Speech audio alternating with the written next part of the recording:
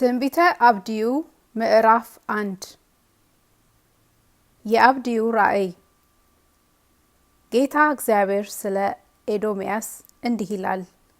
ከእግዚአብሔር ዘንድ ወሬ ሰምተናል። መልእክተኛ ወደ አሕዛብ ተልኮ ተነሱ፣ በላይዋም በሰልፍ እንነሳ ብሏል። እነሆ በአሕዛብ ዘንድ ታናሽ አድርጌሃለሁ፣ አንተ እጅግ ተንቀሃል። በተሰነጠቀ አለት ውስጥ የምትኖር ማደሪያህንም ከፍ ከፍ ያደረክ በልብህም ወደ ምድር የሚያወርደኝ ማን ነው የምትል አንተ ሆይ የልብህ ትዕቢት አታልሏል። እንደ ንስር መጥቀህ ብትወጣ ቤትህም በከዋክብት መካከል ቢሆን ከዚያ አወርድሃለሁ ይላል እግዚአብሔር። ሌቦች ቢመጡብህ ወይም ወንበዴዎች በሌሊት ቢመጡ የሚያበቃቸውን የሚሰርቁ አይደሉምን?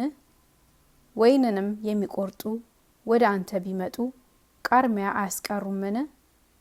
አንተ ግን ምንኛ ጠፋህ! ኤሳው ምንኛ ተመረመረ! የተሸሸገበት ነገር ምንኛ ተፈለገ! የተማማልሃቸው ሰዎች ሁሉ ወደ ዳርቻህ ሰደዱህ። የታመንሃቸው ሰዎች አታለሉህ፣ አሸነፉህም። በበታችህም አሽክላ ዘረጉብህ፣ እነርሱም ማስተዋል የላቸውም። በዚያ ቀን ከኤዶምያስ ጥበበኞችን ከኤሳውም ተራራ ማስተዋልን አላጠፋምን? ይላል እግዚአብሔር።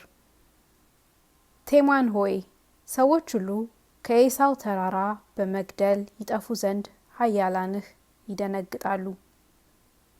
በወንድምህ በያዕቆብ ላይ ስለተደረገ ግፍ እፍረት ይከድንሃል፣ ለዘላለምም ትጠፋለህ። በፊቱ አንጻር በቆምህ ቀን አሕዛብ ጭፍራውም በማረኩበት እንግዶችም በበሩ በገቡበት በኢየሩሳሌምም ዕጣ በተጣጣሉበት ቀን አንተ ደግሞ ከነርሱ እንዳንዱ ነበር። ነገር ግን በመከራው ቀን ወንድምህን ትመለከት ዘንድ በጥፋታቸውም ቀን በይሁዳ ልጆች ላይ ደስ ይልህ ዘንድ በጭንቀትም ቀን በትዕቢት ትናገር ዘንድ አይገባህም ነበር።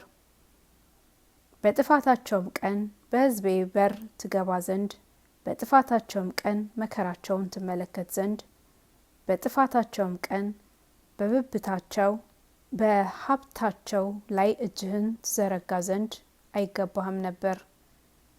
የሸሹትንም ለመግደል በመንታ መንገድ ላይ ትቆም ዘንድ በጭንቀትም ቀን ከእርሱ የቀሩትን አሳልፈህ ትሰጥ ዘንድ አይገባህም ነበር። የእግዚአብሔር ቀን በአሕዛብ ሁሉ ላይ ቀርቧልና አንተ እንዳደረግከው እንዲሁ ይደረግብሃል። ፍዳህም በራስህ ላይ ይመለሳል። በቅዱሱ ተራራዬ ላይ እንደ ጠጣችሁ እንዲሁ አሕዛብ ሁሉ ዘወትር ይጠጣሉ። አዎን ይጠጣሉ፣ ይጨልጡማል፣ እንዳልሆኑም ይሆናሉ። ነገር ግን በጽዮን ተራራ ላይ የሚያመልጡ ይሆናሉ፣ እርሱም ቅዱስ ይሆናል። የያዕቆብም ቤት ሰዎች ርስታቸውን ይወርሳሉ። እግዚአብሔርም ተናግሯልና የያዕቆብ ቤት እሳት፣ የዮሴፍ ቤት ነበልባል፣ የኤሳው ቤት ገለባ ይሆናሉ። እነርሱንም ያቃጥሏቸዋል፣ ይበሏቸውማል። ከኤሳውም ቤት ቅሬታ የለውም። የደቡብም ሰዎች የኤሳውን ተራራ የቆላውም ሰዎች ፍልስጤማውያንን ይወርሳሉ። የኤፍሬምንም አገር የሰማርያንም አገር ይወርሳሉ። ብንያምም ገለአድን ይወርሳል። ይህም የእስራኤል ልጆች የጭፍራቸው ምርኮ የከነዓንን ስፍራ ሁሉ እስከ ሰብጣ ድረስ ይወርሳል። በስፋራድም የሚኖሩ የኢየሩሳሌም ምርኮኞች የደቡብን ከተሞች ይወርሳሉ። በኤሳውም ተራራ ላይ ይፈርዱ ዘንድ አዳኞች ወደ ጽዮን ተራራ ላይ ይወጣሉ። መንግስቱም ለእግዚአብሔር ይሆናል።